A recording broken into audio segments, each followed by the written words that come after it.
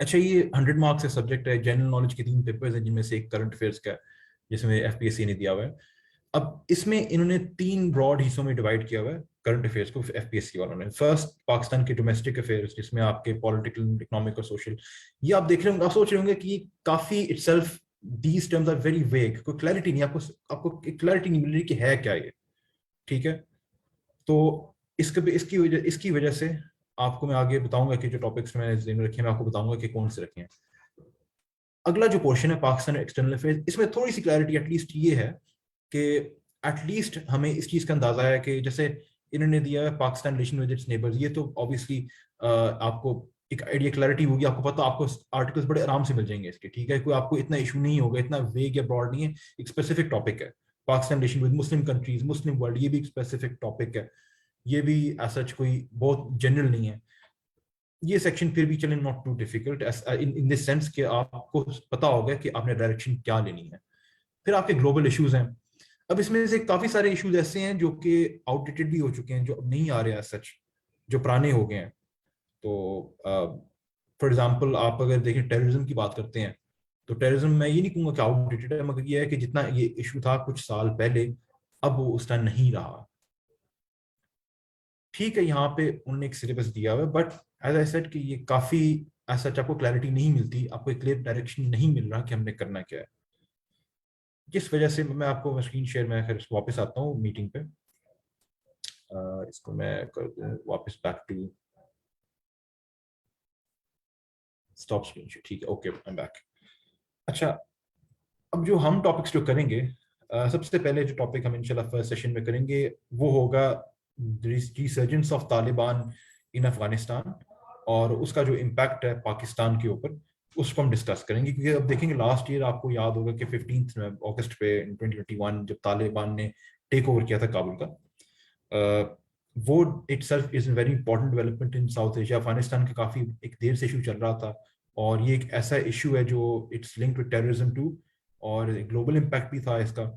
और ये it's a very recent development, और पाकिस्तान का इस पर एक डायरेक्ट इम्पैक्ट है। इसको हम सबसे पहले डिस्कस करेंगे। और उसके बाद द नेक्स्ट टॉपिक जो हम करेंगे वो है Pakistan US relations during the Biden era. ठीक है, अब मैंने आपको दिखाया था कि सिलेबस में कि एक टॉपिक है पाकिस्तान और यूएस के ताल्लुकात का आपस में, जो सेक्शन 2 में। अब मगर that itself is very broad in itself. आजकल के कॉन्टेक्स्ट में, क्योंकि हमारे जो बाइडेन एक प्रेसिडेंट अभी आए हैं, इट्स प्रेसिडेंट जो कि उनको साल तक हो जाएगा, तो उनके होते हुए, जो बाइडेन के होते हुए जो जो इम्पोर्टेंट जो डेवलपमेंट्स होंगी पाकिस्तान के इन रिलेशन टू पाकिस्तान, हम उनको डिस्कस करेंगे। हम डिस्कस करेंगे कि क्या थोड़ा बहुत कंपैरिजन भी कर लेंगे with the previous the Trump era, और ये भी हम डिस्कस करेंगे कि डेमोक्रेट्स रिपब्लिकन्स का क्या आपस में, जब वो आते हैं इन पावर तो किस तरह पाकिस्तान को देखते हैं, उन सबको हम डिस्कस करेंगे।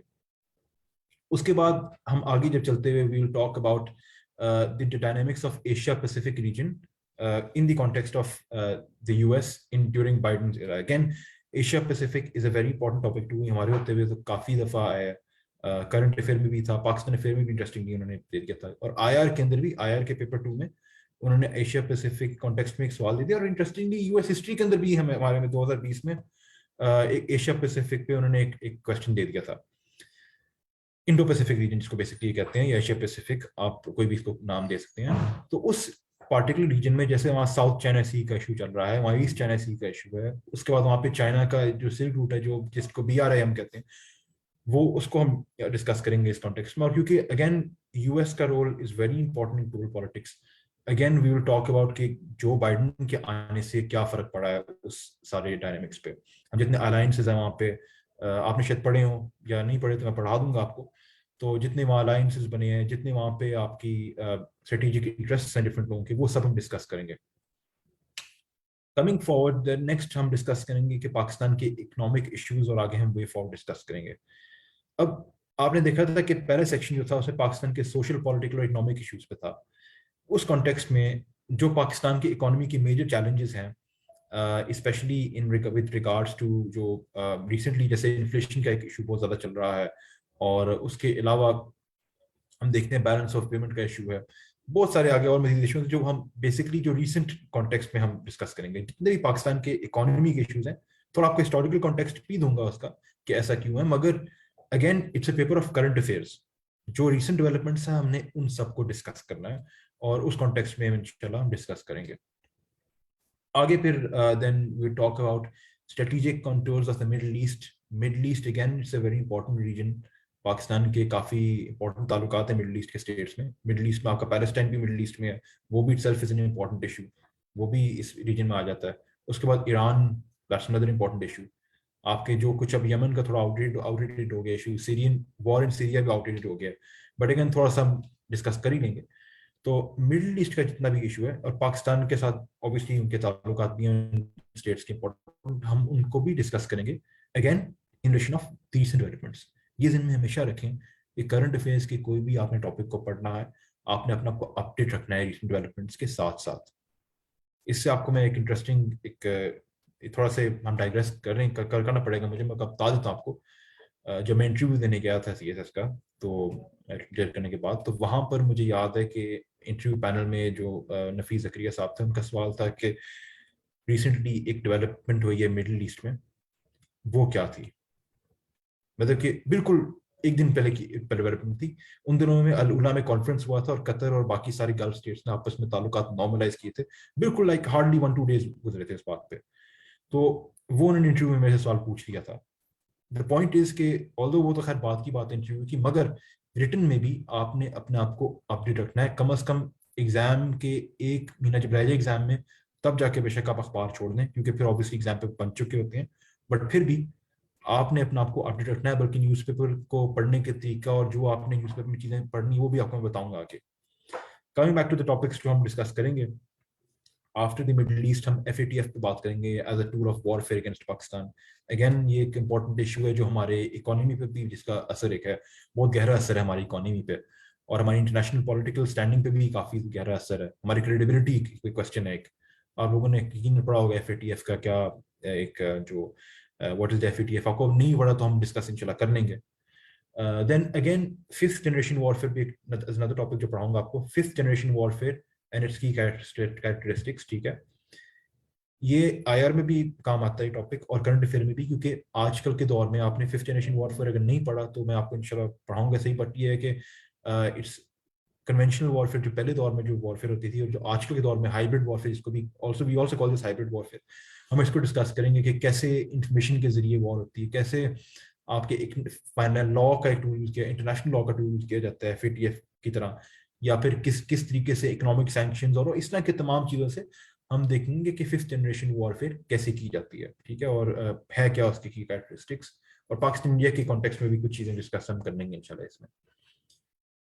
आगे फिर हम बात करेंगे पाकिस्तान की फॉरेन पॉलिसी पे। जो टॉपिक हमारा होगा, Pakistan transition from security driven foreign policy to economic driven one.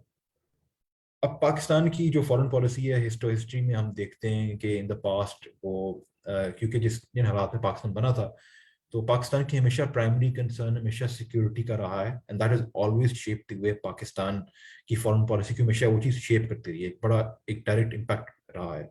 पर अब हम देखते हैं कि इकोनॉमी का इंटरनेशनल अरीना में the traditional currency of power, जो पहले हमारे एक मिलिट्री की फॉर्म में थी, स्ट्रेंथ की मिलिट्री स्ट्रेंथ की फॉर्म में थी, वो अब बाईपास हो चुकी है, और अब economy is the currency of power in the international political arena.